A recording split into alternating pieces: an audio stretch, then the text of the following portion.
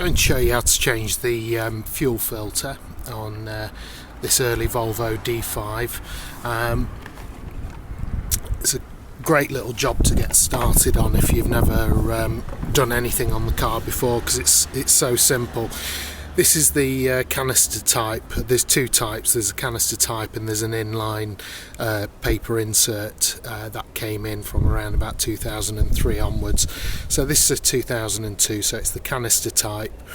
I'm not even going genuine Volvo on this. I'm actually going for a brand called Hengst. If you've not come across them before, they're absolutely fantastic. Certainly a very good alternative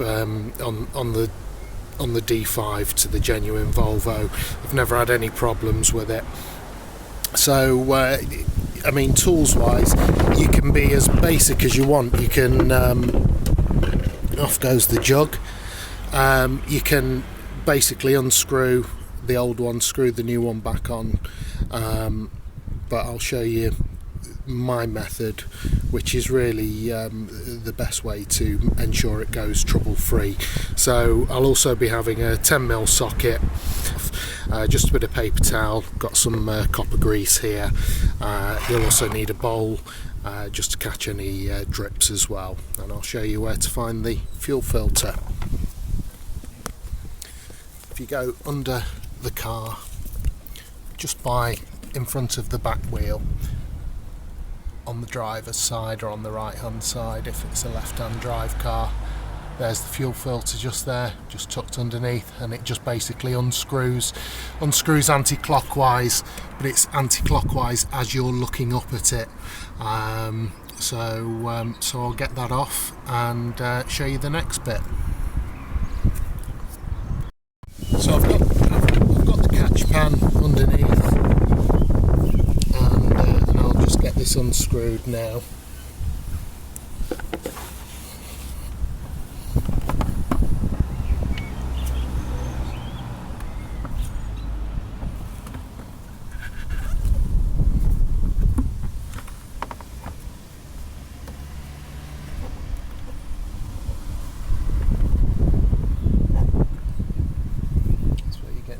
Drips coming down now.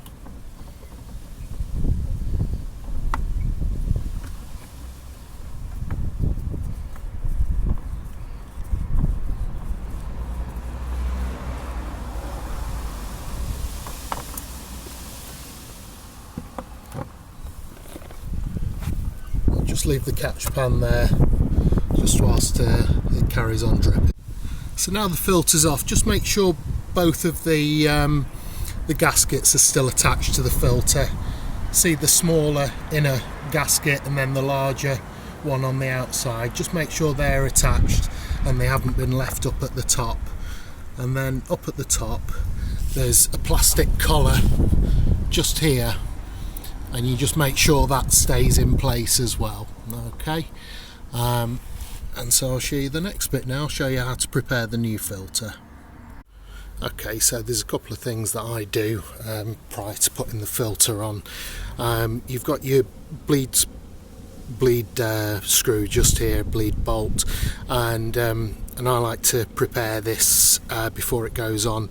Just basically, if ever you need to drain excess water, because water's heavier than oil, which is what diesel is, water sinks to the bottom, and so you can bleed out around 100ml of water periodically. Well, it's not 100ml of water, it's 100ml of fuel, and if there's any water in there, then that's how you bleed the fuel filter.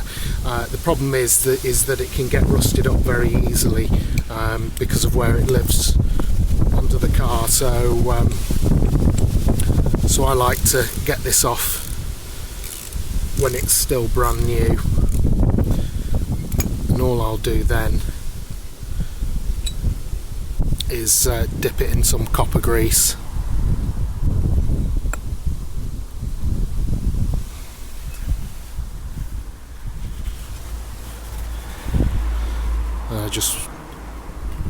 Just wipe off the excess, just dip the threads in copper grease,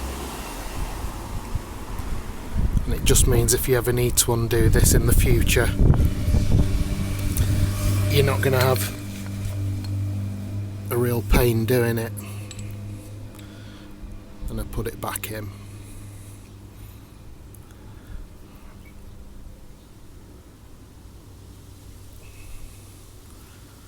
And I'll just snug it up.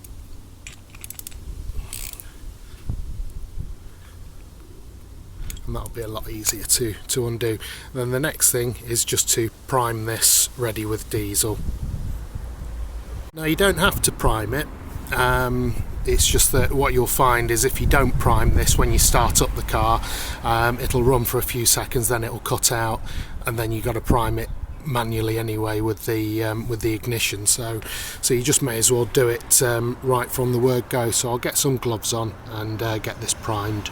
So all I'm going to do is fill the filter with diesel. What I'm going to avoid though is putting diesel in the central part, because that's where the feed is taken into the engine, and so you don't want unfiltered diesel going in there. So all I'm going to do is just pour the diesel around the edge until I can't get any more in, just taking care not to get it into the centre. Okay, so from filling just the outside holes, it's gradually filtered through and you can actually see it in the central hole now.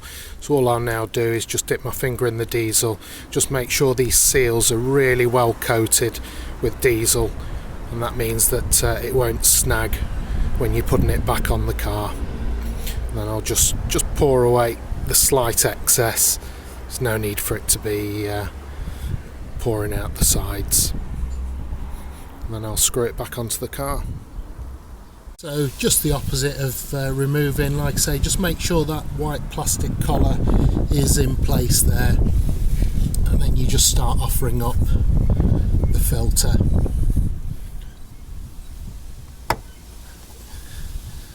And you just turn it on, keep on making sure that it just turns nice and freely. You can see it rattling a little bit, that's absolutely fine. That just means there's no cross threads and it's just going on nicely.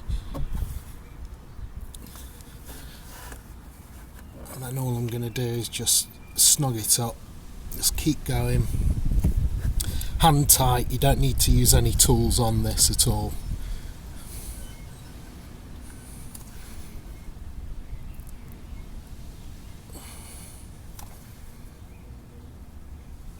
So the filter's in place. All I'll do now is completely dry that off with paper towel, and then you can always, it makes it easier to see if you've got any leaks, any fresh leaks once it's fitted. And then I'll go and start the engine.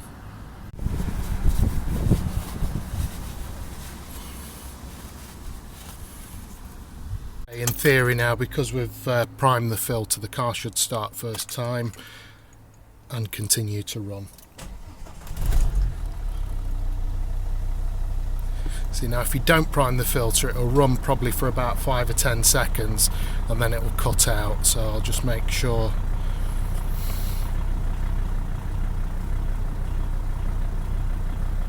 it's going past that point, which it appears to have done quite nicely. Yeah, that's a great start. Okay, so we'll check underneath now and just make sure we've got no drips. Right, well, we've got the car running and everything all looks great and uneventful, which is exactly what we want. Nice and dry, just have a feel around the sides of the case, just make sure nothing's seeping from up on top. No, it's just basically just residual grease from when I put it on. Yeah, happy with that. That's great, and that's how you change your fuel filter. And I hope you find that useful. Thanks for watching. Bye.